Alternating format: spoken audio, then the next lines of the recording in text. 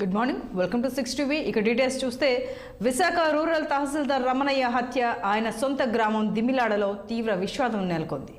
రమణయ్య మరణాన్ని తట్టుకోలేక ఆయన కుటుంబ సభ్యులు గ్రామస్తులు కన్నీటి పర్యంతం అవుతున్నారు.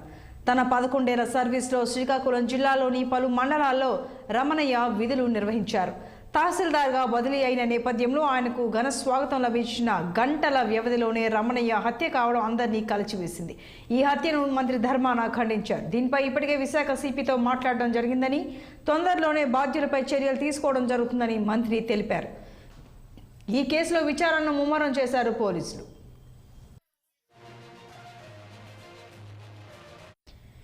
ఇక ఈ ఘటనకు సంబంధించి మరింత సమాచారం మా ప్రతినిధి అబ్దుల్లా అందిస్తారు. అబ్దుల్లా, చెప్పండి, ఏం జరిగింది అసలు? Santoshi, good morning. ఈ శ్రీకాకుళం జిల్లాకు సంబంధించినంత వరకు శ్రీకాకుళం జిల్లాలో నందిగామ మండలం తిమ్మలాడి గ్రామాలకు చెందిన రమణయ్య హత్య అనేది తీవ్రంగా రెవెన్యూ ఉద్యోగుల్లో అయితే తీవ్ర సంచలనం కలిగించిందని చెప్పవచ్చు.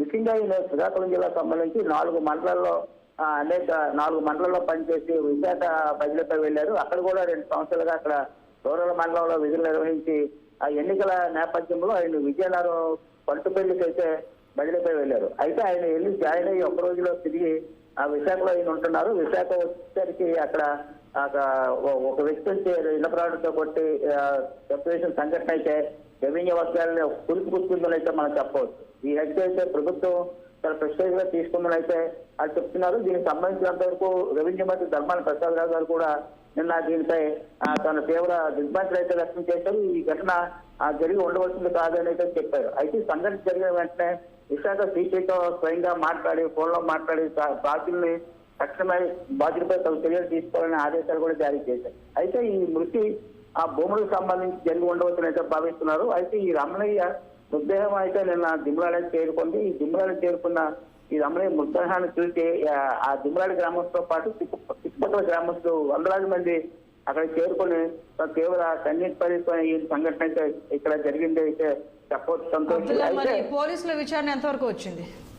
పోలీసులు అయితే ఇప్పటికే కొంతమందిని అదుపులో తీసుకున్నారు. అయితే ఇనప రాడ్డుతో దాడి చేసిన వ్యక్తి అయితే ఆ పరారైనట్లయితే మనకి సమాచారం అయితే పోలీసుల ద్వారా వస్తుంది. అయితే ఈయన ఆ విజయవాడకి చెందిన ఒక రియల్ ఎస్టేట్ వ్యాపారాన్ని కూడా కొంత ఆ వాదనలు అయితే వినిపిస్తున్నాయి. అయితే దీనిపై 3 ప్రత్యేక బృందాలు విశాఖ సిపి నియమించినట్లయితే మనకు సమాచారం ఉంది. ఈ 3 బృందాలు కూడా ఆ దాడి చేసిన వ్యక్తిని తక్షణమే పట్టుకుంటే వాళ్ళు ముమ్మర దర్యాప్తు అయితే జరుపుతున్నారైతే మనకి పోలీస్ వర్గాల ద్వారా తెలుస్తుంది.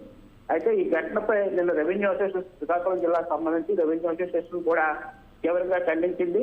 ఇటువంటి ఈ దాడులు జరిగినట్లయితే అధికారులపై తాము ఇక్కడ విధులు నిర్వహించలేమని కూడా కొంత అసహనం అయితే వ్యక్తం చేసిన సందర్భాలు అయితే ఉన్నాయి.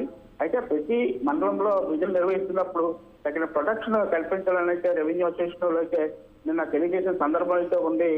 సంతోషి, అయితే ఇటువంటి దాడులు పునరావృతం కాకుండా చూడవలసిన బాధ్యత ప్రభుత్వంపై ఉందని అయితే వాళ్ళు స్పష్టంగా తెలియజేస్తున్నారు. Santosh. Right Abdullah, thank you.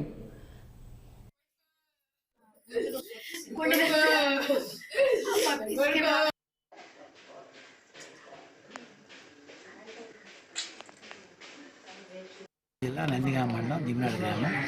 మరి మా గ్రామంలో రమణయ్య అనే వ్యక్తి ప్రస్తుతము ఎంఆర్ఓగా విజయనగరం జిల్లా నిన్నే జాయిన్ అయ్యాడు. మరి పాత ఏవో భూ విషాదాలు ఉండి మరి దారుణంగా వైజాగ్లో హత్య చేయబడ్డాడు. మరి ఈ విషయం తెలిసిన వెంటనే గ్రామస్తులందరము చాలా బాధాకరంగా కోరుతూ ఉన్నాము.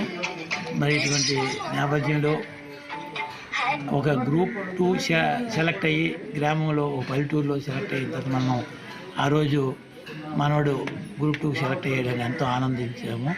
మరి ఆయన ఎంఆర్ఓ సంతబొమ్మాలి, వదిలిపుత్తూరు ఈ ఏరియా మన ఏరియా చేసేప్పుడు కూడా చిన్న చిన్న సహాయం అంతే చేసేవాడు. ఎప్పుడు ఫైనాన్స్ అంతే ఆయన, ఎందుకంటే కష్టాలు రైతు వారి కుటుంబం నుండి వచ్చేవాడు. కష్టాలు ఆయన అనుభవించాడు.